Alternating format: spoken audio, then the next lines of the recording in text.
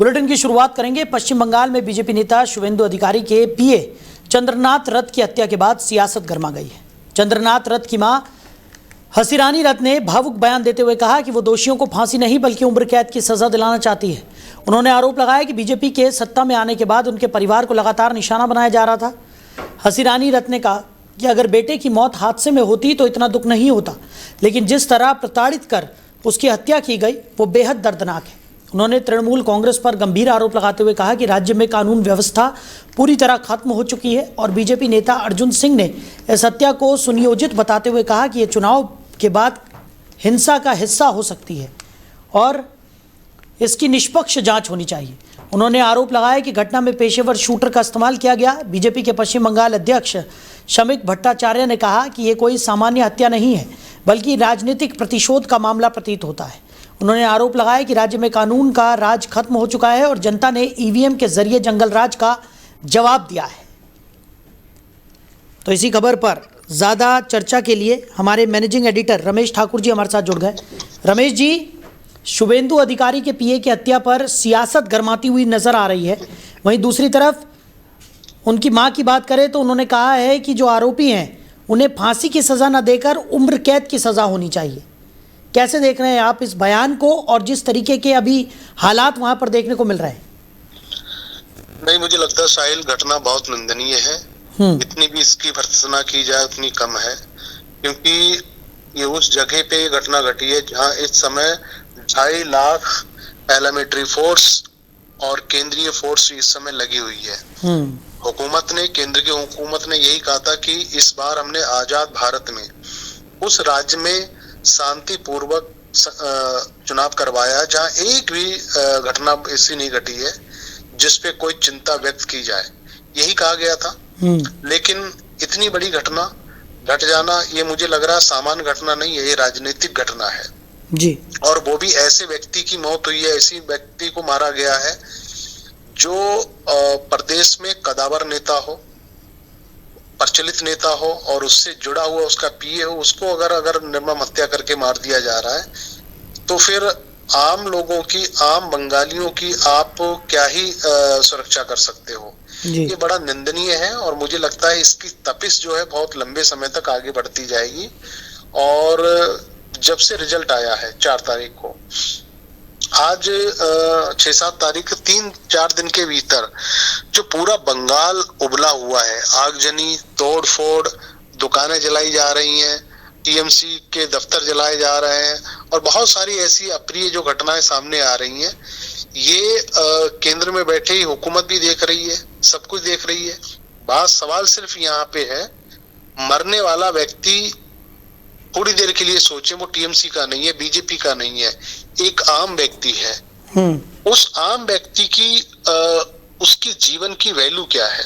उसका भरा पूरा परिवार है, नई उम्र का बालक था, पीछे सब छोड़ के गया है, उसकी देखभाल रखवाली अब कौन करेगा? अब ये तो घटना, मुझे जहां तक लग रहा है, जब हम देख रहे हैं इस घटना को लेके, एक राजनीतिक रूप ले चुकी है। अब जब जाहिर सी बात है, जब कोई घटना राजनीतिक इसके ऊपर जब असर आ जाता है तो उसका जो अंजाम क्या होता है आपने खुद देखा है जी। बिल्कुल। और रमेश जी, क्या जिस तरीके के इस वक्त हालात बने हुए नजर आ रहे हैं पश्चिम बंगाल में, क्या ये कहना ठीक होगा कि टीएमसी अपनी हार बर्दाश्त नहीं कर पा रही है? और जिस तरीके से माहौल बना हुआ है, क्योंकि लगातार घटनाएं हम देख रहे हैं किस तरीके से हिंसक रूप लेती हुई नज़र आ रही है और किस तरीके से जब से वहाँ सत्ता परिवर्तन की बात निकलकर सामने आई है तब से स्थितियाँ गंभीर पर गंभीर होती जा रही हैं। नहीं, बहुत ही असहनीय घटना है। मैं इसको राजनीतिक से जोड़ूंगा नहीं। मैं तो पहले भी मैंने कहा, मैं सिर्फ यही कहूंगा, एक व्यक्ति की जान गई है और वो भी बिला वजह। जान क्यों गई, किसने ली, ये जांच का विषय है। और रही बात, इस तरह की घटना बंगाल में नहीं है, उत्तराखंड में देखिएगा रात में क्या हुआ। अंकिता भंडारी से उससे भी ज्यादा बड़ी घटना, एक 15-16 साल की बच्ची के साथ में जो उसके साथ निर्मम उसके चीजें हुई हैं, मतलब सोच के भी मतलब रुए खड़े हो जाते हैं कि बच्चियों के साथ में और इस तरह की जब घटना हो रही है। वो तो चलो राजनीतिक घटना है, हम लोग कहेंगे कि भाई जैसे आपने कहा कि हार ममता बनर्जी नहीं पचा पा रही है, उनके लोग नहीं पचा पा रहे हैं, इससे वो खुन्नस में आके कुछ कर रहे हैं। लेकिन खुन्नस ऐसी क्या, आप सामने वाले की जान थोड़ी ले लोगे। अब ठीक है, हमने मान लिया उन्होंने घटना करी है, लेकिन उसके उलट जब आप देखते हो तो सबसे ज्यादा नुकसान इस समय जो हो रहा है टीएमसी के सपोर्टरों पे हो रहा है। उनकी दुकानें तोड़ी जा रही हैं, मंदिर जो मस्जिदें हैं वो तोड़ी जा रही हैं, और उनके कार्यालय को पूरा फूंक दिया गया है।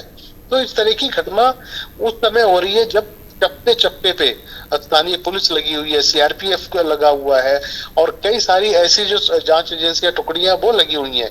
उस बीच में अगर इस तरह की घटना अगर होती है तो मुझे लगता है इसकी पूरी की पूरी जो विफलता है वो केंद्र सरकार की जो जिम्मा वहां पे जो सुरक्षा का है उस पे आता है।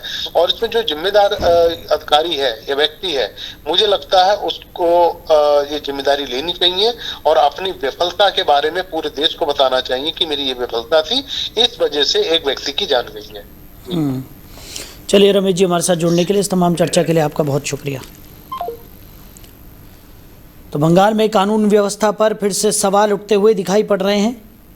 शुभेंदु अधिकारी के पीए की हत्या पर सियासत गरमाई हुई दिखाई दे रही है। बीजेपी ने हत्या को राजनीतिक साजिश करार दिया है